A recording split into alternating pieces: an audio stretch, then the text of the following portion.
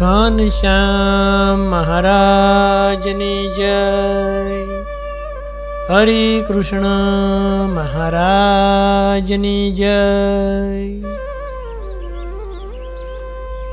એકવાર શ્રીજી મહારાજે ગઢપુરમાં વાત કરી.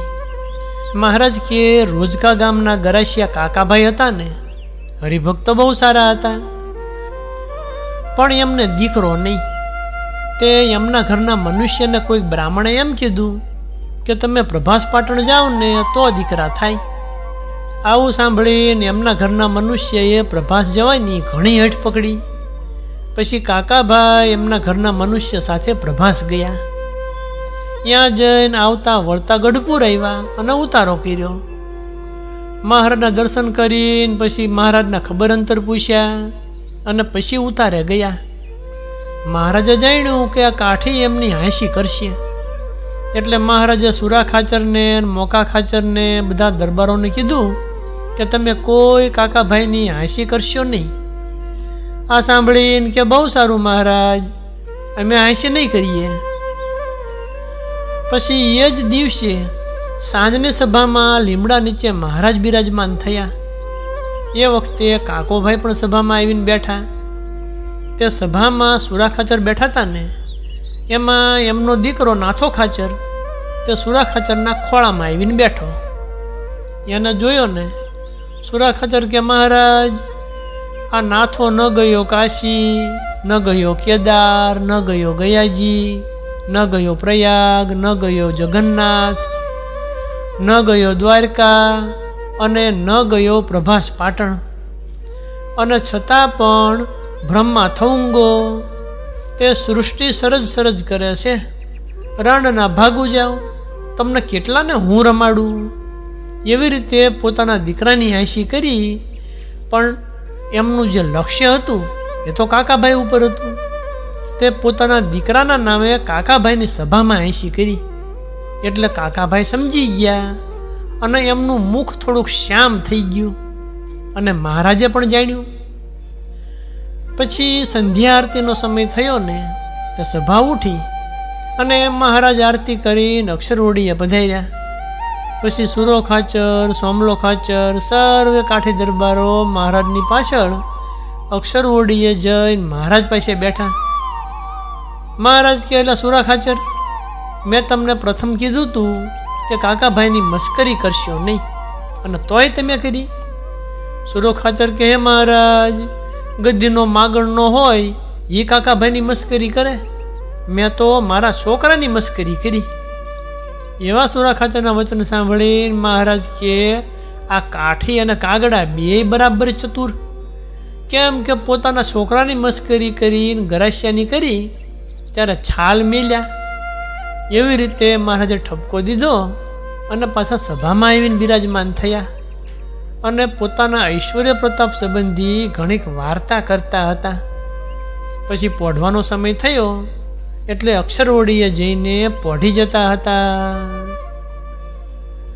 પૂનમના દિવસે સવારમાં ઉઠીને પોતાનો નિત્યવિધિ કરી અને સભામાં આવીને બિરાજમાન થયા. એ સમયે સર્વે સંતો અને હરિભક્તો તે સભામાં આવીને બેઠા. એ વખતે કાકાભાઈ પણ સભામાં આવીને બેઠા. એને જોઈને મહારાજે કાકાભાઈને ભગવાનના નિશ્ચય સંબંધી ઘણીક વાર્તા કરી અને એ સર્વે વાર્તા વિકતીય સહિત પ્રથમ પ્રકરણના 70મા વચનામૃતમાં લખી છે. એકવાર મહારાજ ગઢપુરને વિશે સભામાં બિરાજમાન હતા અને જીવા ખાચર પોતાના દરબારમાં શ્રીમદ ભાગવતની કથા કરાવતા હતા. એ વાત સાંભળીને મહારાજ કથા સાંભળવા સારું વહેલા ઉઠી નિત્યવિધિ કરી અને પછી જીવા ખાચરના દરબારમાં પધારતા. આવી રીતે મહારાજ દરરોજ સવારે જીવા ખાચરના દરબારમાં પધારે. તે એક દિવસે કથા સાંભળીને આવતા હતા ને, તે સાથે જીવા ખાચર પણ હતા. અને આ બાજુ આવતા બજાર આગળ હેમરાજ શાહની દુકાન છે ને, અહીંયા આવ્યા. તે હેમરાજ શાહને જોઈને મહારાજે જીવા ખાચરને કીધું કે જીવા ખાચર, આ હેમરાજ શાહ મારા દર્શન કોઈ દિવસ કરતા નથી. એમ મહારાજે કીધું ને, એટલે એવા મહારાજના વચન સાંભળીને જીવો ખાચર કે હે મહારાજ, તમે કહો તો એને પગે ઝાલીને ફગાવી દઉં તો ઘેલામાં જઈને પડે, અને તમે કહો તો તમારા ચરણારવિંદમાં નાખું. મહારાજ કે એ તો કોઈ દિવસ અમારા દર્શન કરશે. એમ કહીને પછી અહીંયાથી દરબારમાં આવ્યા. એક દિવસ કથા સાંભળીને સાંજના સજી મહારાજ એકલા જ દાદા ખાચરના દરબારમાં આવતા હતા. તે આવતા આવતા હેમરાજ શાહની દુકાન આગળ આવ્યા ને એ સમયે બે સાંઢ લડતા લડતા મહારાજની બાજુ આવ્યા. તે મહારાજ તો હેમરાજ શાહની દુકાનના ઓટલા ઉપર ચડી ગયા અને હેમરાજ શાહે બેસવા સારું મહારાજને આસન આપ્યું. મહારાજને કે આવો પધારો મહારાજ, એવા વચન સાંભળ્યા ને મહારાજ કે હેમરાજ શાહ, અમે તમને અંત સમયે તેડવા આવશું. કેમ જે તમે અમારો આદર કર્યો માટે અમારે તમારું અંત સમય રાખવું પડશે. એમ કહીને મહારાજ દુકાનેથી ઉતર્યા અને દરબારમાં આવ્યા. પછી હેમરાજ શાહ તો અપાસરામાં ગયા. ત્યાં જઈને ગ્વારજીને વાત કરી કે મારે સ્વામિનારાયણના દર્શન ન કરવા એવું નિયમ હતું ને, તો પણ આજ તો સ્વામિનારાયણના દર્શન થઈ ગયા, માટે હવે તમે કહો એમ કરું. ગોર કે 15 દિવસની રેણકી, તમે 15 દિવસની રેણકી રાખો ને તમારા પ્રાયશ્ચિત થઈ ગયું.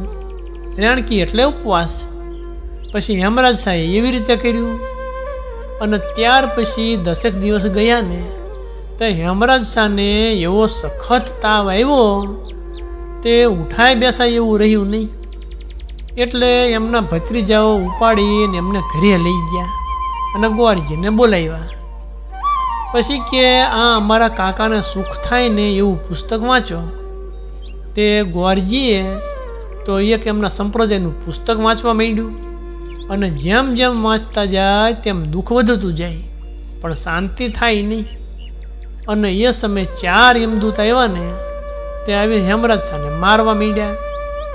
પછી હેમરાજ શાહે મહારાજને મનમાં સંભાળ્યા અને એમ વિચાર કરવા માંડ્યા કે સ્વામિનારાયણ જ્યારે મારી દુકાને આવ્યા હતા ને ત્યારે દુકાન ઉપર કીધું હતું કે અમે તમારી અંત વખતે સહાયતા કરશું, પણ એ તો હજુ સુધી કાંઈ ખબર લેતા નથી. તે ખોટું કહ્યું હોય છે કે સાચું કહ્યું હોય છે, અને જો સાચું કહ્યું હોય તો આ સમયે આવવું જોઈએ. એવું સ્મરણ કર્યું તે એ સમયે 2 સંતો આવ્યા. હેમરાજ શાહને દર્શન દીધા ને પેલા એમને કીધું કે તમે ક્યાંમાં જીવને લેવા આવ્યા છો ને એને મારો છો શા માટે? યમદૂત કે મહારાજ એ કાંઈ તમારો હરિભક્ત નથી, એને લેતા તમે શું કામ વારો છો? એને તો મારીને અમે શ્વાસ કાઢશું, કેમ કે એણે સ્વામિનારાયણના દર્શન પણ કર્યા નથી, તેથી અમે એને યમપુરીમાં લઈ જઈશું. એવા જમના વચન સાંભળીને સંતો કે હે યમદૂત, તમે એને મૂકીને જાઓ. યમદૂત કે અમે એને લીધા વિના નહીં જઈએ. એવા વચન સાંભળી અને 2 સંતોએ યમદૂતને પકડી અને ઘરની બહાર કાઢ્યા. તે નીકળવાનું બારણું જે ખડકીનું સાંકડું હતું ને એને યમદૂતનો ધક્કો વાગ્યો. તે એ બારણું અને એની દિવાલ 2 પડી ગયું અને જગ્યા થઈ તો યમદૂત જતા રહ્યા. એ વાત સર્વે હેમરાજ શાહે જોઈ અને આ સ્વામિનારાયણ ભગવાન છે એવો પાકો નિશ્ચય થયો. સંતોના દર્શન થયા અને દુઃખની શાંતિ થઈ. પછી હેમરાજ શાહ કે મારો ખાટલો 4 જણ થઈને ઉપાડો, મારા દાદા ખાચરના દરબારમાં સ્વામિનારાયણના દર્શને જવું છે. આ સાંભળીને બધા એના સગા સંબંધી વાણિયા ભેગા થયા હતા ને તે એમણે કીધું કે આપણે તો શ્રાવકના ધર્મમાં મુખ્ય કહેવાઈએ, એટલે આપણે અહીંયા જવાય નહીં. હેમરાજ શાહ કે અમારે તો ત્યાં જવું જ છે, તમે ના પાડશો ને તોય જવું છે. એવા શેઠના વચન સાંભળીને બીજા એક ભાઈએ કીધું કે 4 જણ કોઈ સ્વામિનારાયણનું સામું ન જુએ એવા ઉઠો અને ખાટલો ઉપાડીને દરબારમાં લઈ જાઓ. પછી 4 જણાએ ખાટલો ઉપાડ્યો તો હેમરાજ શાહનો ખાટલો ઉપાડીને દરબારમાં આવ્યા. એ વખતે મહારાજ વાસુદેવ નારાયણના ઓરડાની ઓસરીએ આ થમણા મુખારંદે વિરાજમાન થયા હતા. એ વખતે હેમરાજ શાહનો ખાટલો લાવીને મહારાજના સામો મિલ્યો. હેમરાજ શાહ તો પગે લાગ્યો. હે મહારાજ, તમે મારી રક્ષા કરીને 2 સાધુ તમે મોકલ્યા. તમે સાધુ મોકલ્યા ને ત્યારે મને યમદૂત મારતા હતા તે બંધ રહ્યા. તમારા સાધુએ મને મેલાવ્યો. અને તમારા સાધુ કેવા સમર્થ! યમદૂતને ગળે પકડીને ધક્કો મારીને મારા ઘરના બારણીથી કાઢી મૂક્યા. અને યમદૂતનો મોટું શરીર તે જે મોટો ધક્કો લાગ્યો ને તે મારી ખડકી પણ પડી ગઈ. અને એમણે મારા હાથ ઉપર કીધું હતું કે અમે અંત સમયે તમારી રક્ષા કરશું. તે તમોએ મારી રક્ષા કરી ખરી. એવું સાંભળી મહારાજ કે હેમરાજ શાહ, તમે ખોટું બોલો છો. હેમરાજ શાહ કે હે મહારાજ, હું જો ખોટું બોલતો હોય તો મારી વંડી પડી ગઈ છે ને, એને જોવા સારું સાધુને મોકલો. એટલે મહારાજે સાધુ, પાર્ષદો, હરિભક્તો બધાને દિવાલ જોવા સારું મોકલ્યા. તે એમની સાથે કેટલાય કુસંગી લોકો પણ જોવા માટે ગયા. અને જોઈને બધાય પાછા આવ્યા. આવીને મહારાજને કહે, મહારાજ વંડી તો પડી ગઈ છે. મહારાજ કે તમે ખોટું બોલો છો. બીજા કુસંગી કહે, મહારાજ વાત સાચી છે, વંડી પડી ગઈ છે. પછી હેમરાજ સાહેબ મહારાજને કીધું કે મહારાજ, સવારે મારા ઘરે જમવા સારું સંતો સહિત પધારજો, અને સવારે મારી રસોઈ છે. એવા વચન સાંભળીને મહારાજ કે તમારા સગા સંબંધી બધા તમને ઉપાધિ કરશે. યમરાજ સાહેબ કે ના મહારાજ, કાંઈ નહીં થાય. મહારાજ કે બહુ સારું, સવારે આવશું. એ વખતે જીવો ખાચર અહીંયા બેઠા હતા. એમને જોઈને મહારાજ કે જીવા ખાચર, તમે કહેતા હતા ને કે પગે ઝાલીને ફગાવવું તો ઘેલામાં પડે, નહીં તો તમારા ચરનારવિંદમાં નાખું. એમ તમે કહેતા હતા, પણ આ તો ફગાવ્યા વિના ચરનારવિંદમાં પીડ્યા. જીવો ખાચર કે મહારાજ, તમે તો સર્વે જગતના કરતા હરતા અને નિયંતા છો. જેમ ખેડૂ બળદને નાખીને બાંધીને દોરે તો જેમ દોરે એમ દોરાય. એવી રીતે આ જગત સર્વેના નાડી પ્રાણ તમારે હાથમાં છે. તે જે પાસે લઈ જાય એવી રીતે જાય, એવો મારા મનને વિશે નિશ્ચય છે. પછી યમરાજ શાહ તો મહારાજને પગે લાગીને સવારની રસોઈનું નક્કી કરી અને ખાટલો ઉપડાવીને પોતાના ઘરે આવ્યા. ઘરે આવીને સગા સંબંધી બધાને વાર્તા કીધી અને રસોઈનો સામાન પણ તૈયાર કરાવવા માંડ્યો. તે શ્રાવક બધા ભેગા થઈને એમની પાસે આવ્યા. આવીને કે તમે આપણી નાચમાં મોટેરા કહેવાય, માટે એ વાત થાય નહીં. અને સ્વામિનારાયણ એમના સાધુ એમને કંઈ રસોઈ અપાય નહીં. હેમરાજ શાહ કે એ તો મારે કરવાનું જ છે. એવી રીતે કોઈ સગા સંબંધીઓની વાત માન્યા નહીં.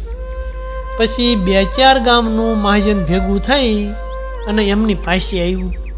અને હેમરાજ શાહને ઘણી ના પાડી, પણ માન્યા નહીં. અને સવારે રસોઈ કરવા માંડી.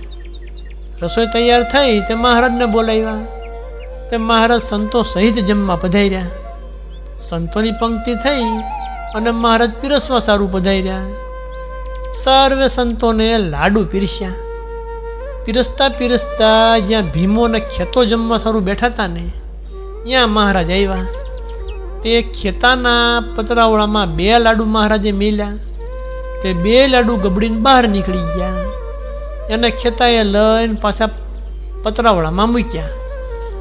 મહારાજ કે ખેતા, ગબડી ગયેલા લાડુ કેમ પતરાળામાં મેલ્યા?